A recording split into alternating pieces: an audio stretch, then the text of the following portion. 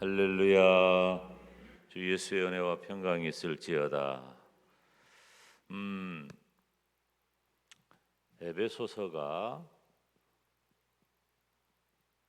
가지고 있는 굉장히 중요한 주제가 있다 그랬죠. 나는 누구냐?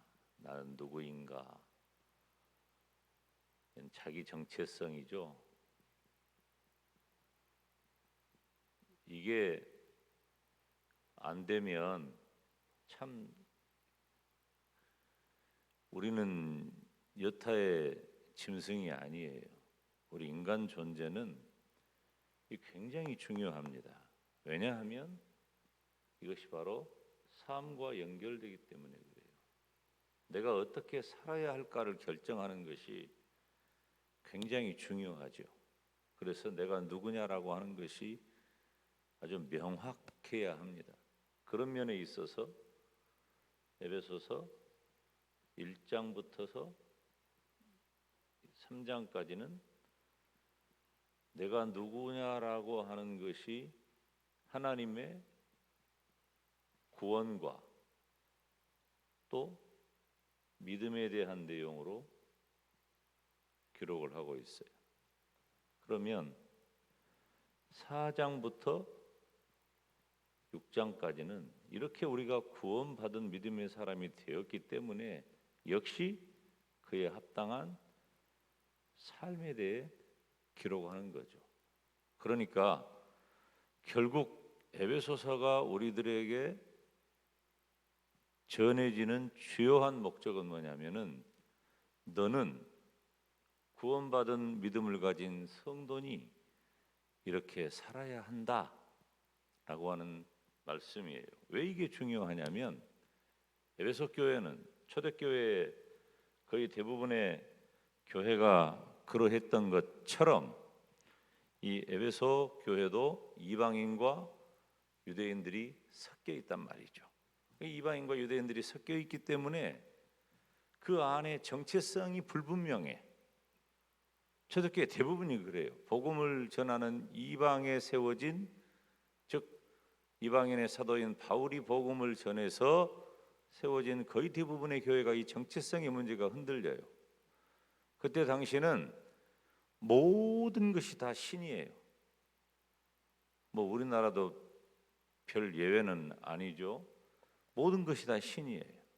이따가 주일 예배 때도 제가 이런 부분은 잠깐 언급이 되겠습니다만은 모든 것이 다 신이었기 때문에 우리 기독교 하나님, 성경의 하나님, 예수 그리스도를 통한 복음도 사람들이 받아들이는 것이 별로 어려운 일이 아니에요. 근데 이 신, 저 신, 모든 신들 중에 그냥 하나 정도로 처음에 생각을 했어요. 그런데 다르거든. 뭐가 다르냐? 독생자로 오신 것은 동정녀 탄생이잖아요. 이 부분에 대한 것은 그때 당시에 신화가 난무하기 때문에 부담 없이 받아들였어요. 근데 받아들이기 어려운 게 뭐냐? 부활한 거예요, 예수님이. 이게 죽었다가 다시 살아난 거죠. 이건 그때 당시 지금부터 이 바울이 복음을 전했던 그 2000년 전에 사람들이 가지고 있는 사상 체계하고는 많이 안 맞아요. 그때 당시는 이원론이 지배하던 시대예요. 이 이원론 중에 핵심의 내용이 뭐냐면은 영은 선하고 물질은 악하다. 이 육체는 악하다는 거죠. 그러면 하나님께서 죽었다라고 하는 것은 뭐겠어요? 악한 이 육체를 선한 영이 벗어나 버린 거잖아. 그러니까 죽음에 대해서도 그렇게 크게 저주라고 생각하지 않아요. 그래서 우리가 요새 무슨 유행하는 테스 형 막 그 노래 나오는 소크라테스 같은 사람도 물론 그 훨씬 전 사람입니다만은 영원히 불멸하다는 사실을 믿었어요. 우리 기독교 신앙은 아니에요. 영원히 불멸한다는 사상이 그때 당시에 그런 조류가 다 사상적 체계로 이 유럽 지역은 다 자리 잡고 있는 거죠. 왜? 신화의 영향을 받았기 때문에 그래요. 우리들이 흔히 말하는 그리스 로마 신화 이런 거 다 이것들이 다 성경이 배경이 되는 이 유럽과 터키, 특히 터키 이쪽 지역 중심으로 대부분 신화가 형성이 되었단 말이죠. 그러니까 신앙적으로 복음을 전할 때 막 희한하고 이상한 우리들은 쉽게 받아들이기 어려운 이야기인데 이때는 사람들은 다 잘 받아들인 거예요. 근데 부활은 못 받아들여요. 그래서 바울 서신 보면 부활에 대해서는 굉장히 강조하고 있는 걸 봐요. 바울이 동정녀 탄생에 대해서 설득하고 설명하고 믿게 하기 위해서 예를 쓴 것보다도 부활을 강조하는 내용이 수십 배 더 많아요.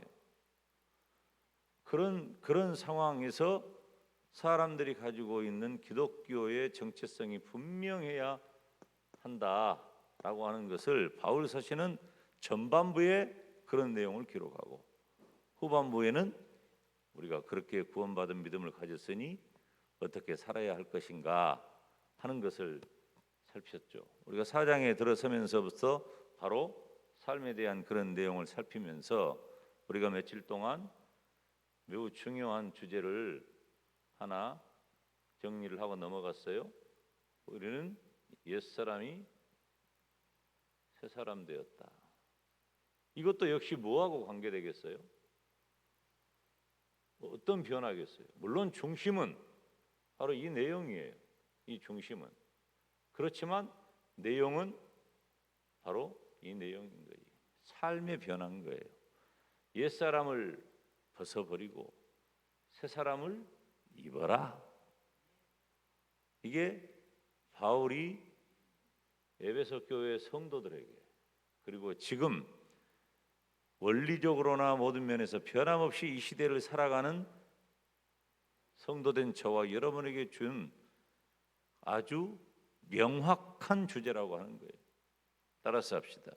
옛사람을 벗어버리고 새사람을 입으라. 그래서 저는 여기 삶이라고 하는 것에다가 제가 어떤 말을 붙였냐면은 실제적 혹은 실질적 이게 강조하니까 이런 표현을 또 한 거예요. 그냥 손에 콱 쥐어줘서 입에 딱 넣어줘서 눈에 확 드러나게 해서 아 이거다라고 말하기 위해서 이런 표현들을 굳이 쓴 거예요. 그리고 또 바울이 그런 방향으로 전개를 하고 있고 이게 4장 말미에 기록하고 있는 내용이 바로 이겁니다. 실제적인 삶이 뭐냐? 이게 실제적인 삶이 우리가 에베소서 5장에 가니까 어떻게 바뀌냐면 무엇을 강조하냐면 기준이 바뀌었다는 것을 명확히 해요.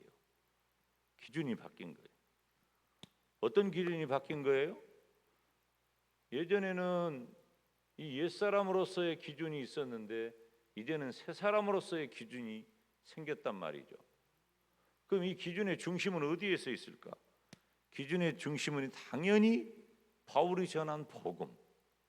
하나님 때문에 우리의 기준이 바뀐 거예요. 삶이 달라진 거죠. 가장 중요한 변화는 삶의 변화라니까요. 그런데 이 삶의 변화는 바로 하나님께서 그때 당시까지만 해도 여러분 기준이 없어. 그러니까 하고 싶은 대로 하고 사는 거예요. 그리고 종교는 내가 편리한 대로 이용하는 도구지 내가 그 속에 매이지를 않아. 왜냐하면 신들은 너무너무 많으니까. 신들은. 그런데 바울이 전한 복음을 보면은 하나님은 살아계신 하나님은 오직 한 분이시다 라는 거죠. 세상에 많은 신이 있는데 바울이 전한 복음은 하나님은 한 분이라고 전하고 있고 그 한 분 하나님을 신앙하는 성도는 삶의 기준이 다르다. 너희들은 이제 하나님이 너희들의 삶의 기준이 되어야 한다. 나는 누구냐? 하나님이 내 삶의 기준이 되는 하나님의 백성이다. 하나님의 사람이다. 성도다 하는 거죠. 2000년이 지난 지금도 바울이 마치 내 옆에서 내 귀에 대고 강력하게 증거하듯이 선명하게 이와 같은 내용들이 내 마음속에 다가온다는 거예요. 그래서 예수님을 믿는 성도는 의와 진리와 거룩한 삶 가운데 의와 진리와 거룩의 삶을 살아야 한다는 것이죠. 이와 같은 내용이 7가지예요. 7가지.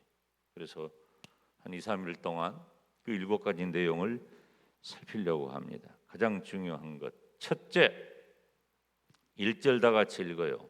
시작. 그러므로 사랑을 입은 자녀같이 너희는 하나님을 본받는 자가 되라. 오늘 아침에 이것만 할 거예요. 하나님을 본받는 자. 참, 여러분 이거 기가 막힌 말입니다. 원래 이 본받는다는 말은 흉내낸다는 말이에요. 모방한다. 그런데 되게 성경에 이런 표현들이 본받는다는 표현들이 신약 성경에 여러 번 등장하거든요. 그러면 대체적으로 본받는다고 하는 것은 바울도 그런 표현을 자주 썼잖아요. 내가 그리스도를 본받은 것 같이 너희는 나를 본받는 자가 되라. 대체적으로 사람을 본받는다는 의미로 많이 사용이 되는데 오늘 본문에서만은 어떻게 사용되냐면 하나님을 본받는다는 의미로 사용하고 있는 것입니다. 따라서 합시다. 하나님을 본받는다. 여기서는 굉장히 중요한 원리가 있죠. 이 하나님이 어떤 분이냐? 새 사람 된 성도 된 나에게는 하나님은 내 부모가 되고 나는 하나님의 자녀가 된다는 거지. 야, 여기서 우리가 한 가지 탁 잡을 수 있는 게 있잖아요. 하나님이 우리의 아버지가 되고 우리는 그 하나님의 자녀가 되었다. 자녀들이 제일 많이 따라서 하는 대상이 누구예요? 부모예요, 부모. 여러분, 부모인 거예요. 참 그런 거 안 시켜도 어떻게 따라서 하고 닮아가는지 몰라. 그래서 그 자식을 보면은 그 부모를 아는 거예요. 닮아가. 이 성도들은 마치 어린아이가 그 부모를 모방하며 따라하는 것처럼 그냥 의식적으로 아이들이 성장 과정에서 나 저거 아버지 우리 엄마 참 좋은데 저거 좋다 내가 저 따라해야지 이렇게 하는 경우는 그닥 없어요. 의식적으로 하는 것보다도 자기도 모르게 부모와 함께하는 삶에서 모방이 되고 따라하게 된단 말이에요. 우리가 참 부모로서 잘 살아야 되겠다 하는 마음을 자녀를 보면서 배우잖아요. 깜짝 놀래요. 언어도 그렇고 행동도 그렇고 심지어 어떤 사람은 왼쪽 눈 깜빡거리니까 자식이 왼쪽 눈 깜빡거린대. 언제 한번 우리 아들이 어렸을 때인데 저는 엄지발가락하고 검지발가락을 까딱까딱까딱 자른단 말이에요. 근데 이놈이 언제 그러고 있어요. 내가 발가락을 탁 때려버렸지. 그러고 나도 조심하고 요즘도 가끔 그러기는 하지만은 그러니까 이 자녀들 앞에서는 언어나 생각도 들킵니다. 여러분 자녀들 앞에서는 그래요. 이 자녀들은 부모를 본받게 돼 있어. 의식적으로 되는 것이 아니라 그냥 내가 내 부모를 나도 모르게. 근데 이게 얼마나 감격적인 얘기입니까? 우리가 하나님을 나도 모르게 믿음을 가진 성도로 살다 보니까 나도 모르게 하나님을 본받는 자가 된다면 얼마나 감사한 일이겠어요. 아멘. 우리는 마치 그런 것처럼 하나님의 거룩하심과 하나님의 사랑을 모방하고 닮아야 한단 말이에요. 우리들이 무의식적으로 우리가 예수님을 믿음과 동시에 그러한 삶 가운데 진입했다 할지라도 우리가 하나님의 말씀을 들으면서 더 열심히 하나님, 내가 하나님을 본받는 자 되게 하여 주시옵소서. 여러분, 사람은 경험을 따라서 합니다. 경험을. 제가 여러분을 이 시간에 축복하는데 여러분 하나님을 많이 경험하십시오. 하나님이 나의 아버지가 되심을 고백하십시오. 내가 하나님의 자녀가 됨을 고백하십시오. 그래서 하나님을 본받는 자 되시기를 주님의 이름으로 축원합니다. 오늘 제가 약간 개괄적으로 에베소서의 내용들을 다 살폈어요. 내가 누구냐? 내가 믿음을 가진 구원받은 성도다. 구원받은 성도로서 내가 옛사람을 벗어버리고 이제는 새 사람을 입었는데 실질적인 내 삶을 어떻게 살아야 할 것인가? 오늘 말씀은 바로 내 삶에 어떤 변화가 일어났느냐라고 하는 구체적인 내용이 바로 하나님이 나의 기준이 되시니, 첫째, 나는 하나님을 본받는 자 되게 하여 주시옵소서. 오늘 거룩한 주일입니다.